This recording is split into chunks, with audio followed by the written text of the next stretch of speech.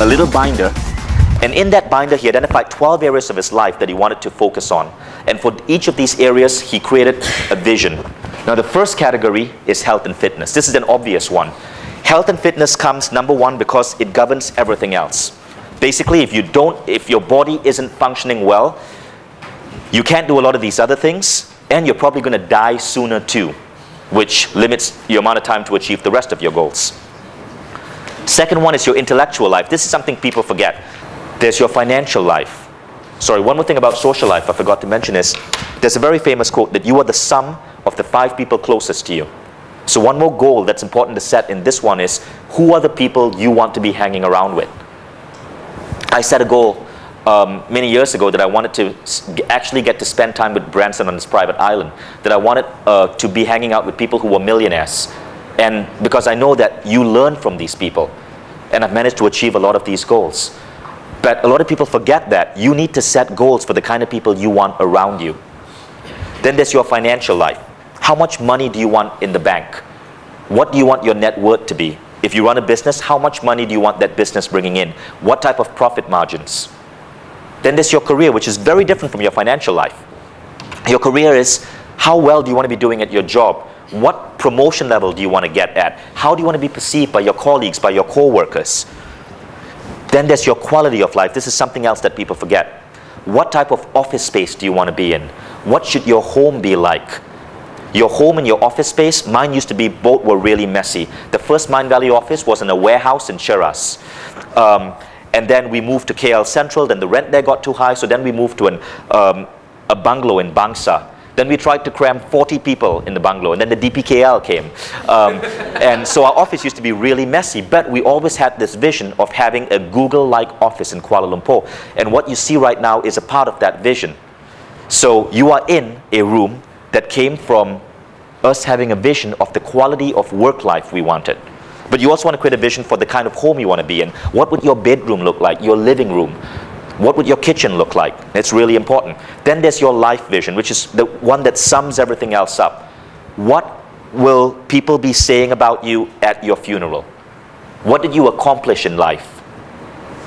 And that's your life vision. That's really your mission in life, your purpose. What do you want to achieve there? Okay, so these 12 categories, when you as an entrepreneur think holistically in these 12 categories, that's when you have balance.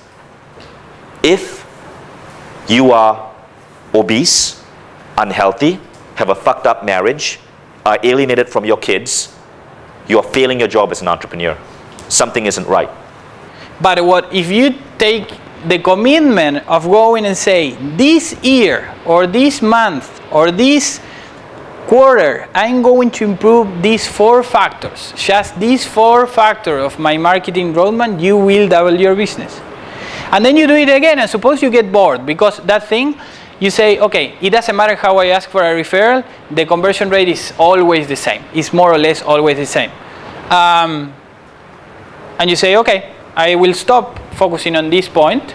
I will focus on the next point of my marketing roadmap.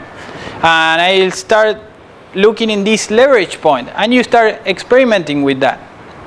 But what if you take the commitment of going and say, this year or this month or this quarter, I'm going to improve these 4 factors. Just these 4 factors of my marketing roadmap, you will double your business. And then you do it again, and suppose you get bored because that thing, you say, okay, it doesn't matter how I ask for a referral, the conversion rate is always the same. It's more or less always the same. And you say, okay, I will stop focusing on this point. I will focus on the next point of my marketing roadmap. And I'll start looking in this leverage point, and you start experimenting with that. It's not that difficult. But again, people, they don't think this approach will make a big difference. We're always looking for the super big idea that will revolutionize our business, and we don't look to these small details. But if we do it and we do it consistently, we will make more money. The good thing about having this type of thing is then the freedom of the entrepreneurial dream becomes true. Because now you have metrics in place, and now you're able to delegate.